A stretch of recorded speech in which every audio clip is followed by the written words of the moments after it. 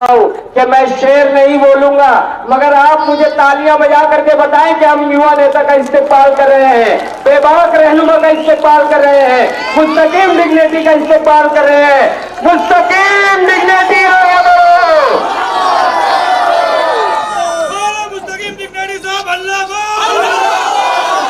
साथियों, आज के जलसे के सदर शेख मुस्तफा साहब और स्टेज पर बैठे हुए महल्ले के और शहर के सरकर्ता अफराद नूरुल साबरी साहब और उनके साथ दिगर तंजीम के जिम्मेदारान और मेरे सामने हजारों का मजमा इस बात की गवाही दे रहा है कि ये शहर तब्दीली चाहता है। मैं जिस हिस्से में खड़ा हूँ सलामताबाद चौक, अभी रिजवान सर बोल रहे थे कि शेख आसिफ या उनकी फैमिली के लोग समझते हैं कि ये उनकी जागीर है, जबकि तब्दीली आ रही है। मैं यहाँ स्टेज पर बैठा था तो मुसलसल एक बात बोली गई कि यहाँ पर शेख आसिफ के नशेड़ी वर्कर, कुछ नशेड़ी वर्कर जो मुसलसल माइक बंद कर दे रहे हैं, लाइट बंद कर दे रहे हैं, उनको डर किस बात का है? उनको डर तुमसे हो गया है, मगर वो ये नहीं जानते कि ये जलसा समाजवादियों का है, निहालियों का है। हम उस लीडर से परवरिश पाए हैं जिनका नारा था कि हमसे जो टकराएगा हम उससे टकराएंगे। हम मुफ्ती इस्माइल नहीं है। शेख आसिफ और उनके लोग, एक टोड़ीबाज यहाँ कोने पे घर है उसका, वो भी कान खोल के सुन ले, हम उसमें से नहीं है। मुफ्ती इस्माइल मत समझ लेना, हमसे जो टकराएगा हम उससे टकराएंगे और हम हर बात का जवाब देंगे। 20 दिन है इलेक्शन का, इलेक्शन सीधे सीधे लड़ लो। हम बिला वजह किसी को तकलीफ नहीं देते, मगर अगर तुम तकलीफ देंगे तो हम ईंट का जवाब पत्थर से भी देना जानते हैं और कानून से भी देना जानते हैं। इसलिए अच्छाई यही है तुम्हारे लिए। 23 तारीख को इस शहर का नुमाइंदा बदलने वाला है, ये बात भी कान खोलकर सुन ले। इस हिस्से में नशे को बढ़ाने का काम ये खानदान ने किया है।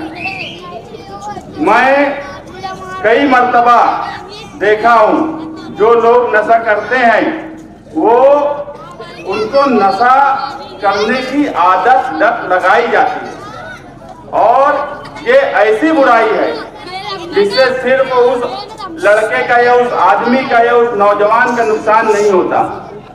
पहले तो उसके घर का नुकसान होता है, उसके बीवी बच्चों का नुकसान होता है, उसके माँ बाप का नुकसान होता है, उसके बाद पूरी कौम का, शहर का नुकसान होता है। ये ऐसी बुराई है।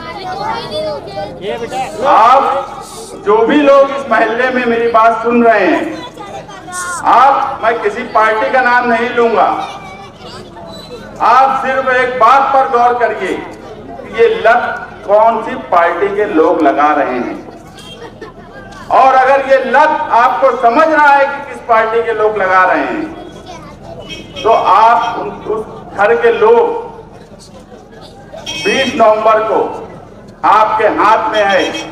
आपके बच्चों का मुस्तकबिल, इस शहर का मुस्तकबिल, इस कौम का मुस्तकबिल, नौजवानों का मुस्तकबिल सिर्फ आपकी वोट साइकिल निशान पर इतनी भरपूर दो कि शेख आसिफ और उनके जो घर के लोग जो नशे की आदत लोगों को लगाते हैं वो घर बैठ जाएं।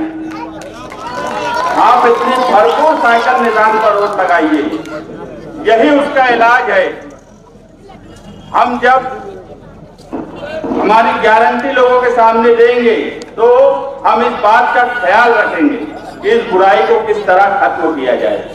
हम सिर्फ बोलेंगे नहीं, हम अमली तौर पर उस पर काम कर रहे हैं। हमने कुछ टीम लगाई है जो रिसर्च कर रही है कि किस तरीके से हम उस बात को लोगों के सामने पेश करें और उसका हल क्या हो। इस आदत को इस शहर से किस तरह से खत्म किया जाए। सिर्फ वो अपनी जीत के लिए, सिर्फ वो अपने खुद का सोचने के लिए पूरी कौम को, नौजवानों को एक गलत राह पर लेकर जाना ये मुनासिब बात नहीं है। इलेक्शन आता रहेगा, इलेक्शन होता रहेगा, इलेक्शन में हार जीत भी होती रहेगी, मगर ये शहर रहना चाहिए, ये कौम रहना चाहिए, इनका मुस्तकबिल रहना चाहिए। यही इस शहर के लिए है। जो शहर मस्जिद और मीनारों के नाम से पहचाना जाता था, आज उस शहर के बारे में बोला जाता है कि ये ड्रग्स का हब बनता जा रहा है। मतलब यहाँ ड्रग्स यहाँ से सप्लाई होने लगी है। क्यों 25 सालों में ये हुआ? और जो आज नुमाइंदे हैं ये इतने सियासी तौर पर कमजोर हैं कि इनके अंदर वो ताकत नहीं है रोक लेने की। अगर ये ताकत किसी में है तो सिर्फ निहाली लोगों में है। यहाँ शान हिंद बैठी है।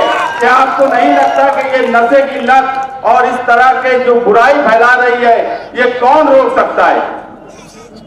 ये कौन रोक सकता है? अगर मुफ्ती इस्माइल में इतना दम होता, उनका इतना दबदबा होता, तो 25 सालों में ये बुराई इतनी फैलती नहीं। मुझे बताओ, 20-25 साल पहले ये बुराई के बारे में कोई सोचता था? इस पर कोई बात होती थी? आज इस पर हमको तकरीर करना पड़ रही है।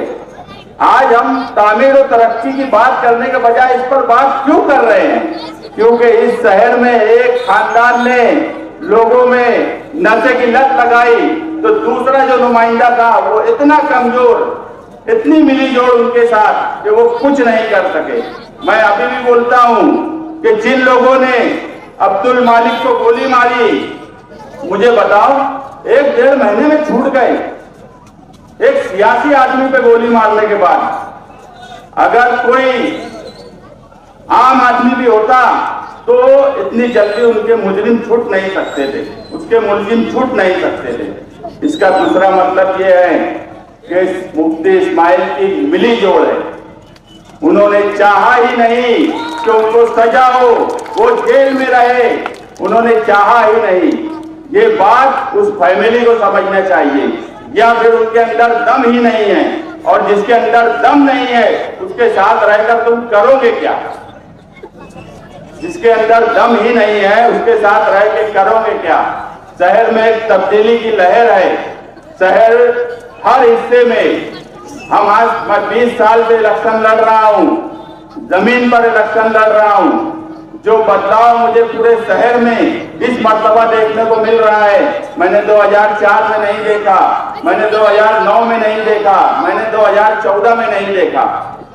अगर मैं सलामताबाद चौक में हूं और ये हजारों का मजमा है तो ये तब्दीली की अलामत है। लोग बेजार हो गए हैं इन मिली जोड़ से, इस 25 साल की बुराई से।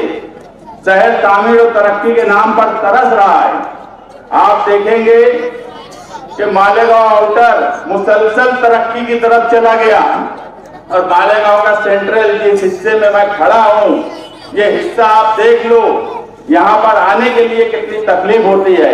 एक रोड सही से नहीं बन पाई। आज भी हम रोड और गटर की बात करते हैं स्टेज से।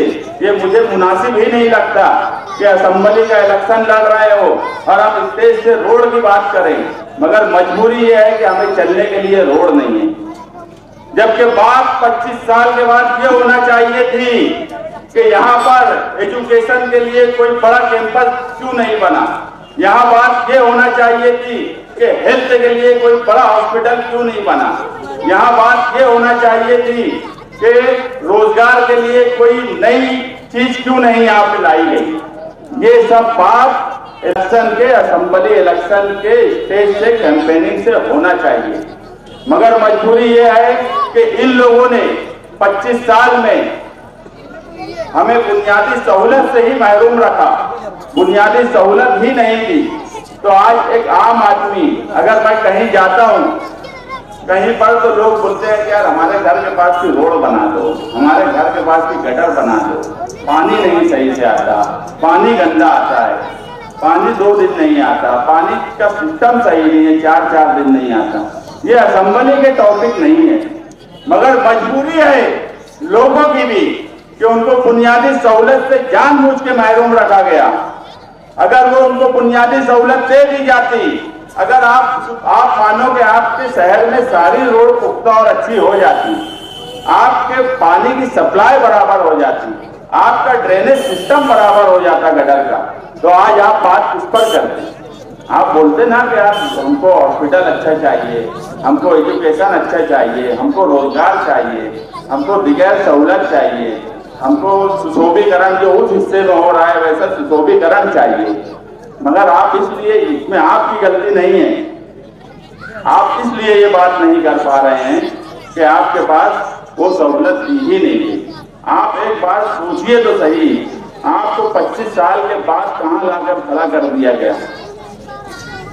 सिर्फ वो मालेगांव आउटर और मालेगांव आउटर के कुछ देहात आप चले जाइए, दाबाड़ी, नामपुर और छोटे छोटे देहात, और वहां सड़कें देख लीजिए, और उसके बाद आप शहर को देखिए। देहात सुधर गए, मगर हमारा शहर सुधरना तो छोड़ो और खराब से खराब तर होता चला जा रहा है। आप एक बार सोचिए तो सही कि हम कहां पर आ गए हैं। हम तामीर तरक्की पर बात नहीं कर पा रहे हैं। ये आप लोगों को सोचना पड़ेगा, आप लोगों को आपकी फैमिली, आपके बच्चों के मुस्तकबिल के लिए सोचना पड़ेगा। ये सिर्फ मेरा या यहाँ बैठे हुए अशरफ कुरैशी, तौसीफ वकील, इनका सवाल नहीं है। हमारे अभी यहाँ जावेद मास्टर बैठे हैं, उनका भी अभी इस्तेकबाल साया निशान होगा। ये सिर्फ उनके सोचने का सवाल नहीं है, यहाँ बैठे हुए हर फर्द के लिए सोचने का सवाल है। जहाँ तक मेरी आवाज जा रही है वहां तक सोचने का सवाल है। मुझे ये भी पता है कि दूर के हिस्से में माइक के वायर निकाल दिए गए हैं, ये हमारी आवाज दबाना चाहते हैं, मगर मुझे यकीन है कि यहाँ से उठने के बाद यहाँ पर बैठा हुआ हर शख्स हमारी आवाज होगा। अगर ये माइक के कुछ वायर निकाल देंगे तो ये ना समझे कि हम वहां तक हमारी आवाज नहीं पहुंच पाएंगे। जहां तक भी हमारी आवाज पहुंच रही है, मेरी माए बहनें घरों में बैठी हैं, वो सोचे कि उनके घर का मुस्तकबिल क्या होगा, उनके बच्चों का मुस्तकबिल क्या होगा। लेकिन बड़े अफसोस के साथ मुझे कहना पड़ता है कि इस शहर की हालत बद से बदतर हो गई है और हम सबको अब सोचने की जरूरत है। आज गरीब आदमी कितना परेशान है, अमीर आदमी भी परेशान है। हम हमारे टैक्स का 70% कारपोरेशन को देते हैं। ये इलेक्शन कारपोरेशन का नहीं है, असेंबली का है। मगर अगर कारपोरेशन को 70% टैक्स देने के बाद दादा भूसे कारपोरेशन का मेंबर नहीं है, दादा भूसे असेंबली का मेंबर है, उसके बाद अगर वो फंड उस तरफ लेकर चला गया, तुम्हारी सारी सहूलियत उस तरफ लेकर चला गया, यहां तक कि तुम्हारे मालेगांव सेंट्रल में एक नेशनलाइज बैंक उसने रहने नहीं दिया, तो ये वो कारपोरेशन का मेंबर नहीं था। अगर आपने 20 तारीख को शान हिंद साइकिल निशान पर भरपूर वोट दिया, तो हम आपसे एक वादा करते हैं कि मालेगांव सेंट्रल का हक हम आपको दिलाकर रहेंगे। यहाँ का 70% का हिस्सा जो है उसको 80% कैसे करें वो भी हम करेंगे, और 80% इसलिए करेंगे कि 25 साल से जो नाइंसाफी हो रही है, पिछले 10 साल से हमारा जो बजट उस हिस्से में गया है, अब तो सूद के साथ वसूली भी होगी। अब सिर्फ जो है वही नहीं लेंगे, अब सिर्फ जो है वही नहीं लेंगे, अब सूद के साथ वसूली होगी। जो गया है वो भी वसूल के लाएंगे, जो है वो तो उनके बाप नहीं लेके जा पाएंगे। मुफ्ती इस्माइल मत समझना कमजोर और बिल्कुल कमजोर और जिसको कुछ भी सियासी समझ नहीं है, ऐसा मत समझना। आपकी होने वाली एमएलए इस शहर में सबसे ज्यादा पढ़ी लिखी है, निहाल अहमद का खून है उसके अंदर, दम भी है और समझ भी है और सब कुछ है उसके अंदर। मुफ्ती इस्माइल के इतना कमजोर मत समझना कि कुछ लेकर चले गए तो वापस नहीं ला सकते, जो है वो भी रहेगा, जो लेकर गए हैं वो भी लेकर आएंगे। इतना दम अगर किसी में है तो वो निहाली लोगों में ही है, और ये शहर जानता है कि आज जो लोगों ने ये हरकत यहाँ पे की है, मैं बार बार वो बात बोल रहा हूँ कि हमारी आवाज दबाने के लिए जो हरकत की है वो कान खोलकर सुन ले। इस शहर में अगर शिवाजी मुजस्समे के पास हिंदू तंजीमें आकर ये बोली कि माँ का दूध पिया है तो आके बताओ, तो वो कोई मुस्तकिम डिग्निटी को नहीं बोले थे। यहाँ बैठा हुआ हर शख्स वो एक मुसलमान होने के नाते बोला गया था और दम बताया था हमने। और पुलिस को बोला था 2 डंडे सालों को मारना सिद्धे हो जाएंगे, 2 दिन के बाद 4 डंडे मारे गए, 4 डंडे। ये भी दम हमें ही है। जब एक वक्त बड़ा भीमा गौली का मामला चलता था कि बहुत तकलीफ देते थे, तो जनता जानिसार फोर्स बनी थी और सबक सिखाए थे। अरे हमने तो हमेशा फिरका परस्तों से लड़ा है, कितना भी बड़ा गुंडा फिरका परस्तों का रहा उससे लड़ा है। तुम ये क्या माइक से वायर निकाल देते, ये छिछोरी हरकत है, बिल्कुल छिछोरी हरकत है। ये दमदार वकील नहीं है। इतनी छिछोरी हरकत आसिफ शेख करेगा मुझे यकीन नहीं था। मैं आने से पहले मेरे जहन में दूसरी बातें थी, मगर जब मैं आया कि एक आदमी इतने छिछोरेपन तो उधर आया है तो सलाह करा क्या जाए। अब आपको करना है, इनको सबक सिखाना है और इस नारे के साथ सिखाना है कि हमसे जो टकराएगा हम उससे टकराएंगे। एक बार मेरे साथ ये नारा पूरे दम से लगा दो, जो लोग ये हरकत कर रहे हैं उनके कान तक ये बात जाए। और मैं जो बोला, ये दो जो लोग हैं ना, ये दाढ़ी वाला जो बात कोने पे भगा रहा है जिसका, उसके घर तक आवाज जाना चाहिए, तेज नारा लगना चाहिए। हमसे जो टकराएगा, हमसे जो टकराएगा, हमसे जो टकराएगा। बहुत बहुत शुक्रिया, बहुत बहुत शुक्रिया, बहुत बहुत शुक्रिया। इस वक्त शहर तब्दीली की राह पर है। मेरे पास बहुत सारे नाम हैं जिनके नाम का अनाउंस करना है, मगर मैं अदबन आपसे माजरत चाहता हूं। आप ये समझ लें कि मैंने तमाम लोगों का इस्तेमाल कर दिया। मैं इसी इलाके की सियासी, समाजी और मोहब्बत करने वाला नाम मोहतरम आली वकार जावेद मास्टर साहब से मुल्तमिस हूं, जो तशरीफ लाए, जिन्होंने मुफ्ती इस्माइल साहब का साथ छोड़ करके शान हिंद साहिबा की क़यादत कबूल की है।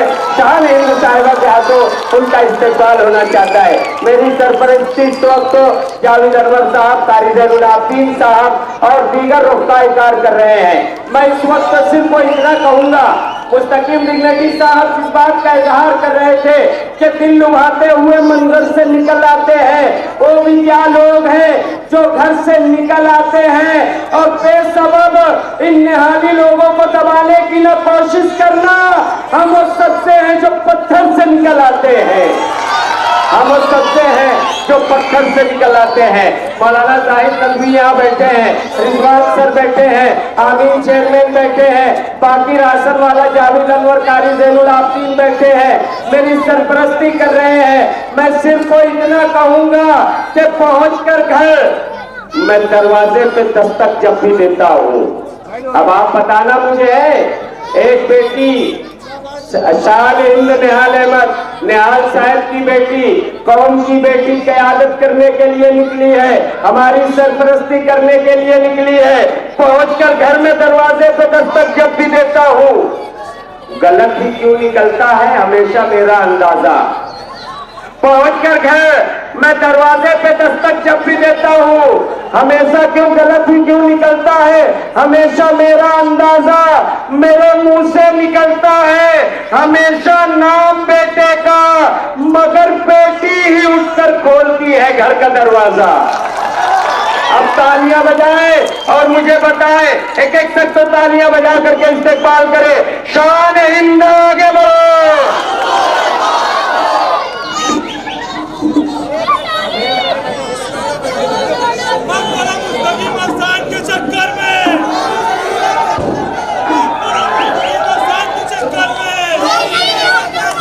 साथियों, जनाब सदर साहब और ये अंदाज लगा देने वाली आवाम किस तरह हमारी रैली से अंदाज नहीं,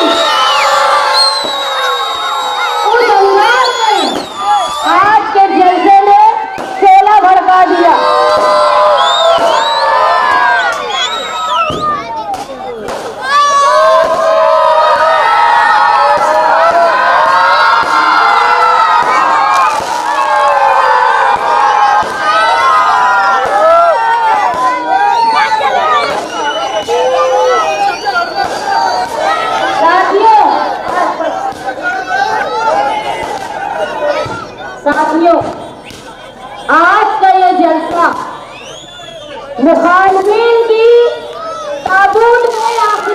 साबित होगा।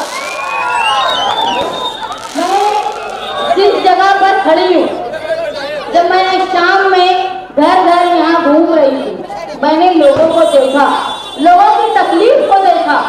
यहाँ लोग परेशान हैं। ये जो डीपी पर 2 रोज पहले पावर की डीपी पे ये मुफ्ती साहब, वो शेख रशीद साहब, शेख आसिफ साहब की बातें चल रही थी, आज मैंने देखा वो डीपी आज भी बंद। सिर्फ तकरीर और भाषणबाजी ये 25 सालों से मालेगांव शहर में हो रही है।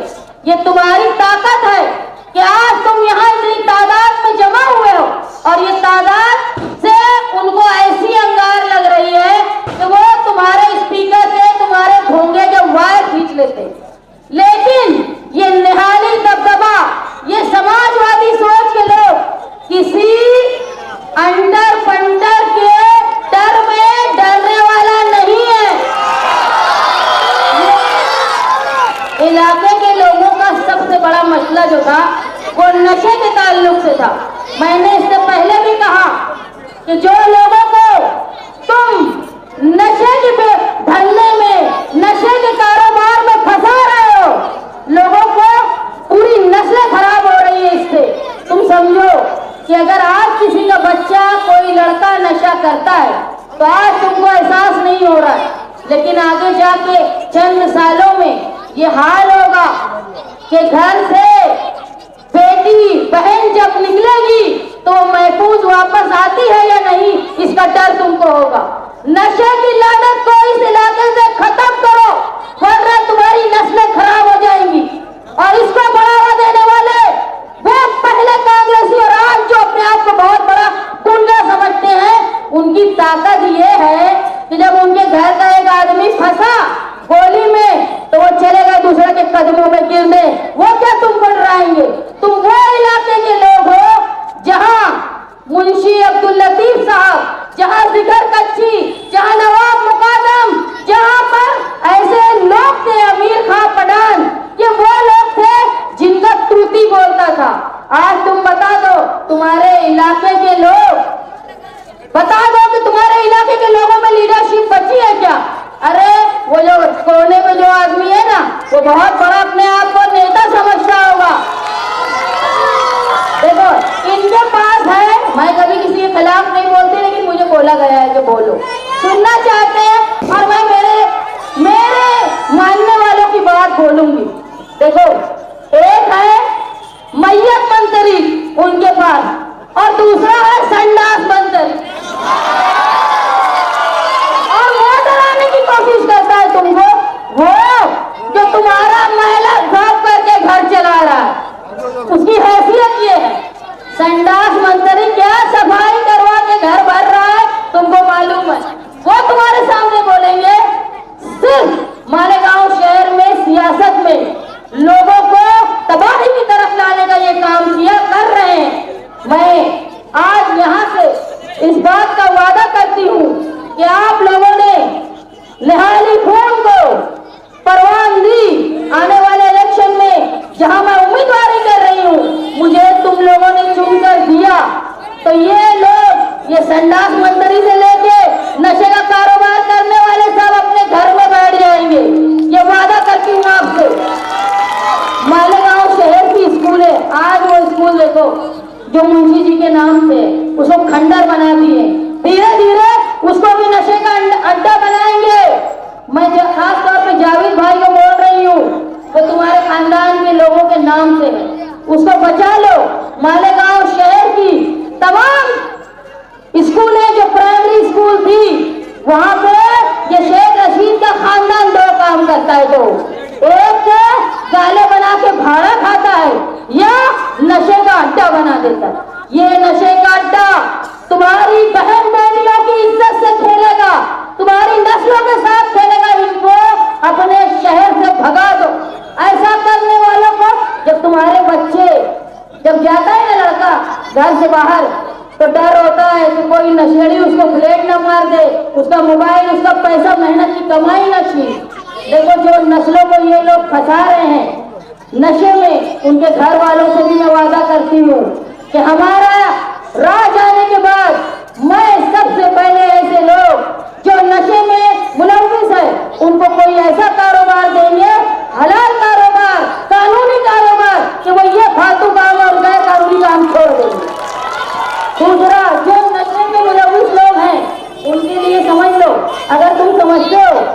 इलाके की औरतें और बहनें महफूज नहीं है, ऐसा नहीं है। जो नशे का एकदम आदी हो चुके हैं, उसके लिए बहन में, माँ में और बीवी में कोई फर्क नहीं रहता। मैंने देखा है ऐसे नशा करने वालों को, जो औरत को औरत समझते भूल जाते हैं कि माँ है, कि बहन है, कि बीवी है। इन लोगों को सीधी राह पे लाने के लिए, उनकी ये आदत छुड़वाने के लिए मैं नारकोटिक कंज्यूमिंग कंट्रोल असाइलम और ट्रॉमा सेंटर बनवाऊंगी, ताकि ये लोग भी नस्लें खराब होने से हमारी बदल जाए। मालेगांव शहर की जो माँ और बहनें हैं, उनसे मैं अपील करती हूँ कि आप लोग अपनी आने वाली नई नस्ल, अपनी बेटियां, अपनी बहनें, अपनी बहनों की इज्जत बचाने के लिए नशे की लानत को खत्म करने में मेरा साथ दे। आज मैं अपने वालिद के बगैर, मेरे भाई के बगैर, सिर्फ आप लोगों की ताकत पर इलेक्शन लड़ रही हूँ। आप लोग मेरे साथ हैं ना? और हम सब मिलके ये गैर कानूनी काम करने वालों, जो एक खानदान गैर कानूनी काम कर रहा है और दूसरे नेता जो अभी ऐवान में कभी आवाज नहीं उठाए, उनकी ताकत नहीं है कि वो कभी ये गुंडागर्दी करने वालों को रोक पाए। अब जब वो तुम्हारे पास वोट मांगने आए ना कि इनकी गुंडागर्दी मैं खत्म करूंगा, तो ये 5 साल भी तुम ही थे, क्या किए? खत्म कर पाए? इससे पहले भी 5 साल रहे। उल्टा मालेगांव शहर में गैर कानूनी काम, नशे का कारोबार, सट्टा, जुआ और जो हमारी तालीमी स्कूल थी, उसको खंडर बना के जुए, सट्टे और नशे का अड्डा बनाने में जहाँ एक खानदान जिम्मेदार है, तो उसको रोक नहीं पाने का जिम्मेदार मुफ्ती इस्माइल साहब है। उनका मुंह नहीं है कि वो आप लोगों से वोट मांगे। और जो लोग ये समझते हैं ना, अगर कोई तुर्रम खान होगा, वो ये समझता होगा कि मैं नशे का आदी लोगों को बना के हमेशा राजा बना रहूंगा, तो ऐसा नहीं है। हर मजहब बोलता है कि जैसी करनी वैसी भरनी। तुम जो कर रहे हो ना, ऐसा ना हो कि ये चिंगारी तुम्हारे घर में आग बन जाए। तुम चचेरे भाइयों को लगा रहे हो काम में, तुम्हारी औलाद ना इसमें फंस जाए, अल्लाह ना करे फंसे। लेकिन ये अल्लाह का कानून है, जैसी करनी वैसी भरनी। बच के रहो। देखो ऐसा ही होता है। प्रमोद महाजन जो थे ना, बीजेपी के लीडर, बहुत बड़े सियासतदान, बहुत तुर्रम खान थे, लेकिन उनके ही भाई ने उनको गोली मार दिया था। तो इसलिए डरो अल्लाह के कहर से। तुम लोगों के घर की नौजवानों को खराब कर रहे हो, ऐसा ना हो कि तुम्हारा घर भी इससे महफूज न रहे। मैं आप लोगों के सामने एक अज़्म के साथ खड़ी हुई हूँ, आप लोगों का साथ चाहती हूँ कि मालेगांव शहर में जो स्कूलें खंडर हो गई हैं, मैंने आज ही मुस्तकीम को कहा कि हमारे मैनिफेस्टो में एक बात ये अहम रहेगी कि जहाँ जहाँ प्राइमरी स्कूल खंडर बन गई है, उसको आला, पायदार और अच्छी प्राइमरी स्कूल बनाना, ताकि इनका भाड़ा खाना और इनका नशे का अड्डा बंद हो जाए। और जो पहली से 7वीं तक का निजाम है, उसको 10वीं तक का निजाम करना। मेरी माएँ बहनें, जब मैं यहाँ घूम रही थी तो मैंने देखा कई औरतें नक टाकने का काम करती है रौनकाबाद में। तो वो अगर मामूली पैसे में काम करती है, उनको ऐसा रोजगार देना कि माएँ बहनें अपने घर में बैठ के इज्जत से, जिनके शौहर नहीं है, जिनके घर में कफालत करने वाला नहीं है, वो इज्जत से अपने बच्चों को कफालत कर पाए। ऐसी पॉलिसी मालेगांव में लाके खवातीन को रोजगार दिया जाएगा, ये कोशिश मैं करूँ। तुम्हारे यहाँ जो हॉस्पिटल वो तुर्रम खान मुफ्ती साहब बचा नहीं पाए ना, उसको वापस लाने का काम मैं आप लोगों की ताकत के साथ करूंगी, ये वादा करती। तुम्हारे घर के मरीजों को दूलिया, नासिक, बम्बई ना जाना पड़े, इसका काम मैं करूंगी। जो लोग पावर लूम के अलावा दूसरी सनत के लिए काम कर, दूसरे रोजगार चाहते हैं, वो अखिलेश यादव साहब से मांग करके मालेगांव शहर में कोई ऐसा प्रोजेक्ट लाके कि मालेगांव शहर के नौजवान कुछ नौकरी करने दूसरी जगह न जाना पड़े, वो अपने शहर में नौकरी करें, इसके लिए कोशिश करूंगी।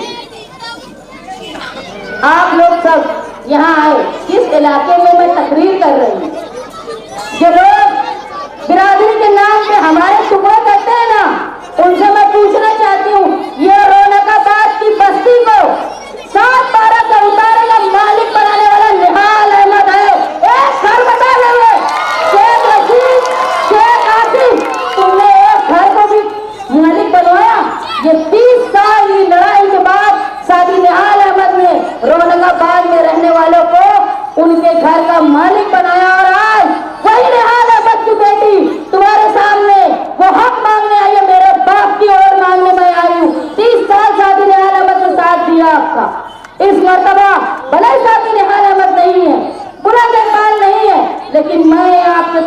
जिस घर में तुम रहते हो ना, उसका मालिक निहाल अहमद ने बनाया है।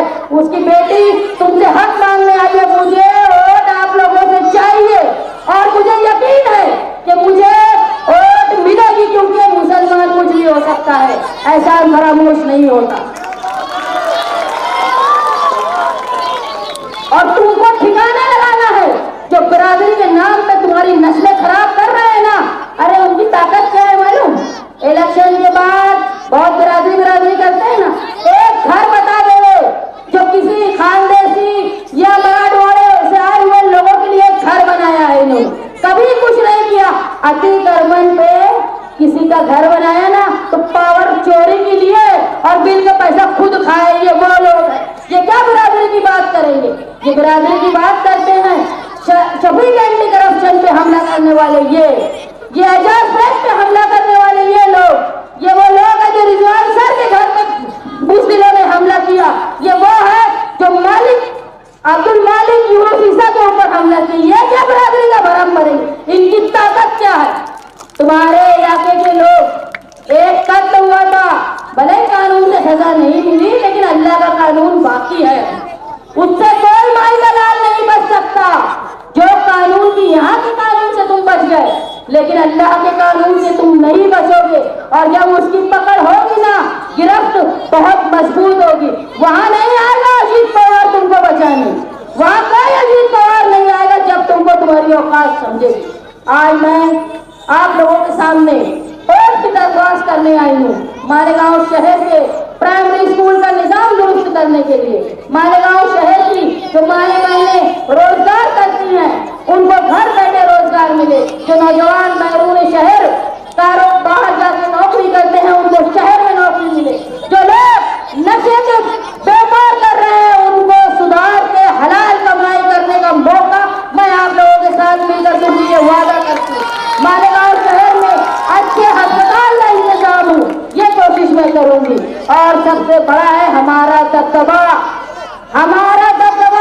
ऐसा दबदबा कि मालेगांव शहर की पुलिस की हिम्मत ना हो कि किसी बेगुनाह मालेगांव शहर की अक़लियत का किसी भी बेगुनाह पर झूठे केस में 12 नवंबर की तरह फंसा ना पाए। यह दबदबा लाने का मैं काम करूंगी आप लोगों के साथ मिलकर। मालेगांव शहर की माएँ बहनें जो हॉस्पिटल के लिए दुनिया जाती है, ये बंद हो जाएगा। मालेगांव शहर का खुद का हॉस्पिटल होगा। मालेगांव शहर के बच्चे अच्छी तालीम हासिल करें, ये कोशिश मैं आप लोगों के साथ करूंगी। और आने वाले दिनों में बेहतर रोजगार, बेहतर सेहत के साथ साथ तुम्हारी तहफ़्फ़ुज़ का इंतजाम मैं करूंगी। मैं आपसे दरख्वास्त करती हूँ कि आने वाले इलेक्शन में आप साइकिल निशान पर वोट देकर इस बात को रोने का बाद वाले यहाँ से लेके जहाँ इतराफ के तमाम लोगों से मेरी दरख्वास्त है कि साइकिल निशान की वोट देकर आप ये बता दें कि